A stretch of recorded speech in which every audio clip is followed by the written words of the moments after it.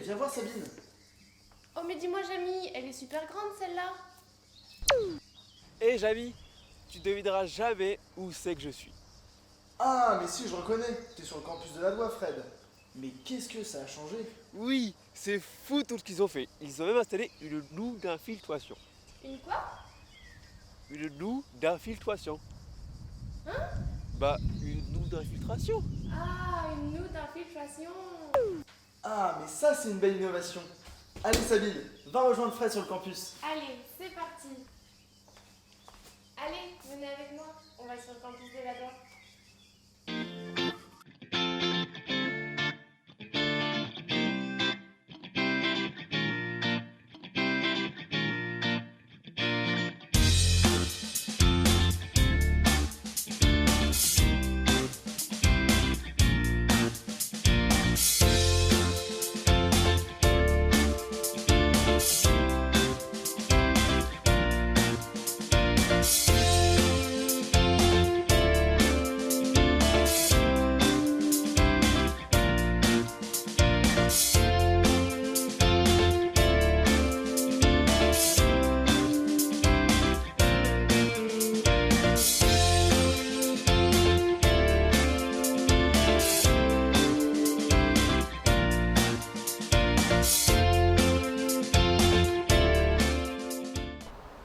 Donc ici, nous voici sur le campus de la Doua, créé il y a plus de 50 ans. C'est un site qui regroupe près de 30 000 étudiants et qui cherche à devenir un éco-campus démonstrateur et expérimental et à s'améliorer dans ce domaine. Alors tu vois ça Jamy, c'est une noue d'infiltration. C'est un sorte de fossé peu profond et végétalisé. Mais dis-moi Fred, depuis quand elle existe? Celle-ci existe depuis près de 5 ans. Tandis que celle-ci a plus de 50 ans. Mais dis-nous Jamy, comment ça marche une noue d'infiltration? Pas de problème, ma petite Sabine. Je vais t'expliquer, c'est très simple. Ce que vous pouvez voir ici, c'est un plan en coupe d'une noue d'infiltration. Contrairement à ce qu'on pourrait croire, ce n'est pas un simple fossé. Une noue est composée d'une couche de terre recouverte de végétaux. Ainsi, lorsque l'eau de pluie est recueillie par la noue, elle s'infiltre petit à petit dans le sol. Une noue d'infiltration permet donc à la fois de filtrer l'eau, mais aussi de nourrir les nappes phréatiques de manière naturelle.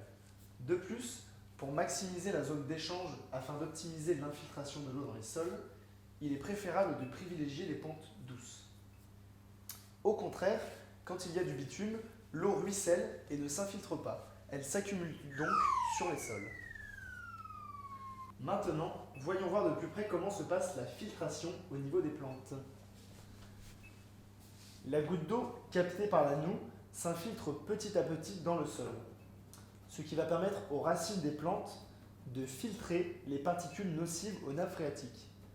Et au final, la nappe n'est pas polluée.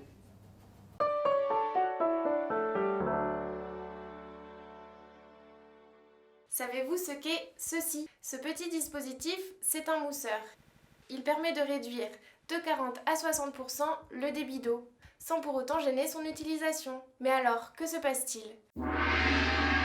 L'eau est mélangée avec l'air, ce qui permet de la faire mousser. Ainsi, on a l'impression d'avoir le même débit qu'avant. Maintenant, je vais vous expliquer comment on installe un mousseur. Vous trouvez un mousseur adapté à votre embout de robinet. Vous dévissez la bague qui entoure l'embout de votre robinet. Vous la nettoyez. Vous insérez le mousseur à l'intérieur de cette bague. Vous revissez. Et le tour est joué. Bon les amis, c'est tout pour aujourd'hui. On se retrouve une prochaine fois sur le campus de la Doua. Pour de nouvelles aventures. À la prochaine! Salut.